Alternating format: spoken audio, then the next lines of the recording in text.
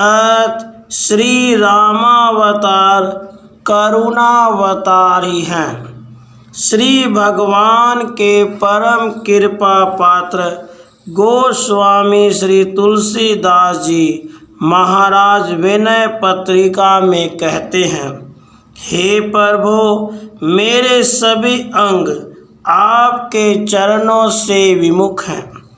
केवल इस मुख से आपके नाम की ओट ले रखी है, और यह इसलिए कि तुलसी को एक यही निश्चय है कि आपकी मूर्ति कृपामयी है, अर्थात आप कृपा सागर होने के कारण नाम के प्रभाव से मुझे अवश्य अपना लेंगे। जैसे मिट्टी, लोहा, चांदी, सोना, हीरा आदि जिस किसी पदार्थ की मूर्ति बनी हो, उसमें तत्त वस्तुएं ही प्रधान रहती है, उसी प्रकार श्री राम जी में कृपा एवं करुणा तत्व ही प्रधान है। उनके अवतरण का उद्देश्य भी जीवों पे करुणा तथा कृपा करके उनका उद्धार करना है। इस प्रकार श्री रामावतार करुणावतार एवं कृपावतार ही हैं। तथापि मुख्य और अवान्तर भेद से श्री रामावतार के अनेक उद्देश्य हैं जो परम विचित्र हैं। गोस्वामी जी कहते हैं, राम जन्म के हेतु अनेका, परम विचित्र एक तेका। गोस्वामी जी ने रामावतार का कारण श्री रामचरितमानस में इस प्रकार प्रकट किया है। धर्म की हानि, अधर्म रूपी अभिमानी असुरों की वृद्धि, अनीता का आचार तथा ब्राह्मण, गौ, देवता तथा पृथ्वी का दुखी होना। जब जब होई धर्म के हानि, बाढ़हि असुर अधम अभिमानी। करहि अनीति जाई नहीं बरनी, सीधहि विप्रधेनु सुर धरनी। धर्म, अर्थ तथा काम में सामंजस्य रखने वाली प्रणाली ही नीति कहलाती है, पर ये अधम असुर धर्म नीति के विपरीत चलते हैं। तब कृपा निधि विविध अवतार धारण कर सज्जनों की पीड़ा का हरण करते हैं। तब तब प्रभु धरि विविध शरीरा, हरहि कृपा निधि सजन पीरा। असुर मारि थापहि सुरन, राखहि निज श्रुति सेतु। जग विस्तारहि विशद जस, राम जन्म कर हेतु। सोई जस गाई भगत भव तरहि, कृपा सिंधु जनहित तनु धरहि। अवतरित होकर कृपा सिंधु परम आनंद का विस्तार करते हैं। श्री भगवान के प्रिय पार्षद जय विजय सनकादि मुनियों के शाप से जब हिरण्यकशिपु हिरण्याक्ष हुए, तब नरसिंह तथा वाराह रूप धारण कर प्रभु ने उनका वध किया। रावण कुंभकर्ण को श्री राम में मारा। शिशुपाल दंतवक्त्र का उद्धार श्री कृष्ण रूप में किया। दूसरी बार जलंधर की स्त्री ने शाप दिया, तब राम अवतार हुआ। तासु श्राप हरि दिन पर माना, कौतुक निधि कृपालु भगवाना। यहाँ भी भगवान का विशेषण कृपालु ही रहा है। तीसरी बार नारद जी ने शाप दिया, पर जब श्री भगवान ने माया का आवरण दूर कर दिया, तब माया का प्रभाव मिट गया। नारद जी पछताने लगे। मृषा हऊ मम श्राप कृपाला, मम इच्छा कह दीन दयाला। यहाँ भी भगवत कृपा ही झलकती है। चौथी बार न भक्त को शाप है न भगवान को, केवल श्री भगवत कृपा का ही साम्राज्य झलकता दिखता है। श्रेयांबु मनु एवं माता शत्रुपा जी ने तीर्थोत्तम नैमिषारण्य में जाकर आराधना, तपस्या, भजन द्वारा श्री भगवान सीताराम जी का शुभ दर्शन किया। इस प्रसंग में कृपा ही कृपा भरी है। महाराज मनु ने अपनी संतान मानव जाति के लिए अक्षय संपत्ति श्री भगवान को ही वर रूप में मांग लिया। इस स्थल पर कृपा की सर्वोत्तम झलक उजागर है। मनु शत्रुपा एक साथ बोल रहे हैं। देखहि हम स्वरूप भरी लोचन, कृपा करहूँ पर न तरति मोचन। भगत बचल प्रभु कृपा निधाना, विश्वास प्रगटे भगवाना। श्री सीताराम जी की झांकी अति बाकी है, जो मानव जाति को नित्य प्राप्त अक्षय संपत्ति के रूप में है। भगवान ने मनु जी से वर मांगने के लिए कहा। बोले कृपा निधान पुनि, अति प्रसन्न मोहि जानी। मागहूँ बर जोई भाव, मन महादानी अनुमानी। भगवान ने इतना कह दिया कि जो कुछ मांगोगे हम सब दे देंगे। यदि आप हमको मांगेंगे तो हम अपने आप को भी देने को तैयार हैं।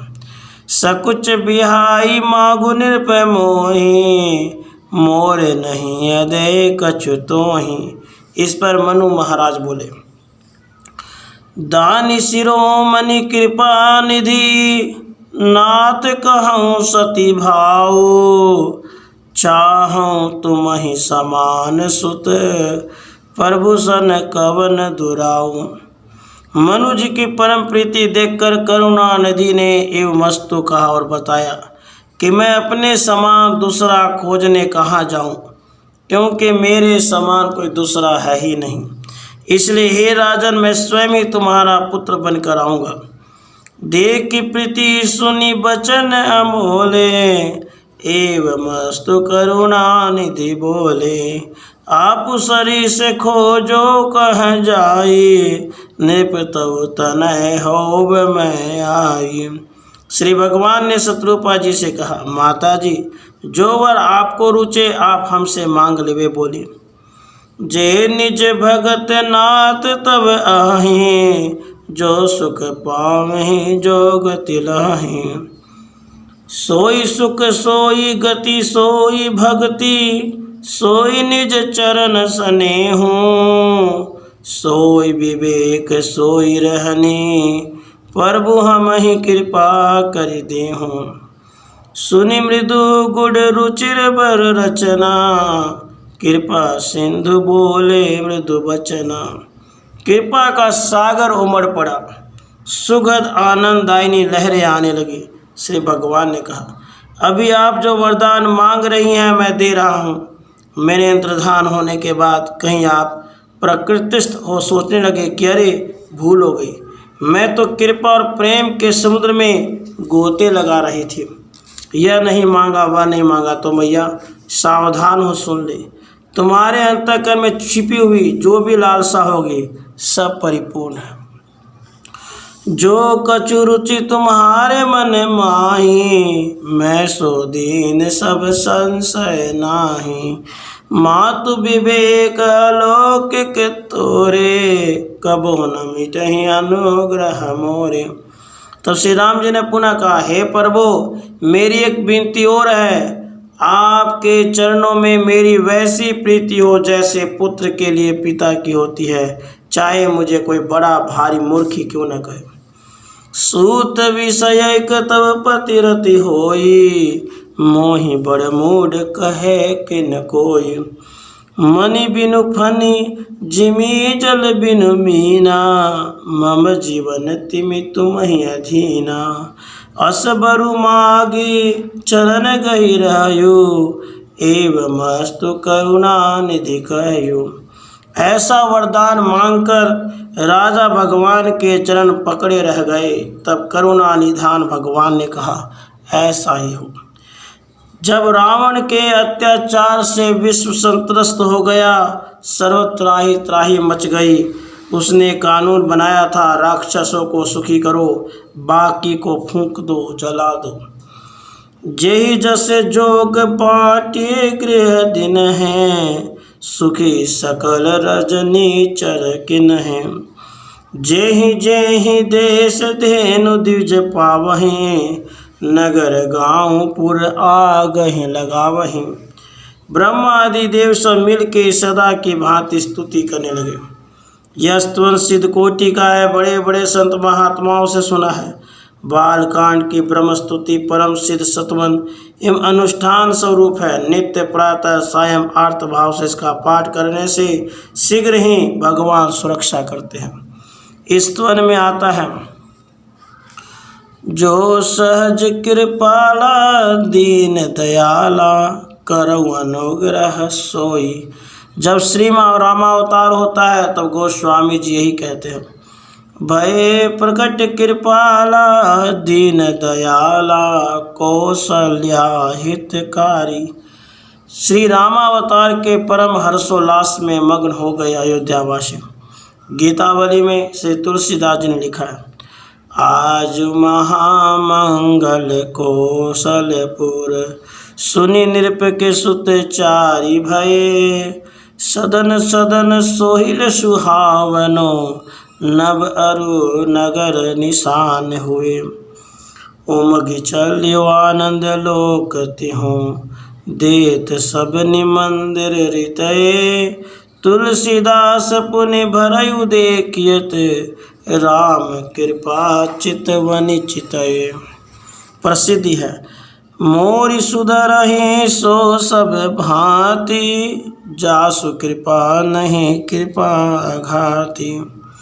श्री अवधपुरी में एक महात्मा लालदास जी परमहंस हो गए हैं, जिन्होंने जगत गुरु श्री रामानंदाचार्य को, श्री हरियाचार्य को भागवत पढ़ाया था।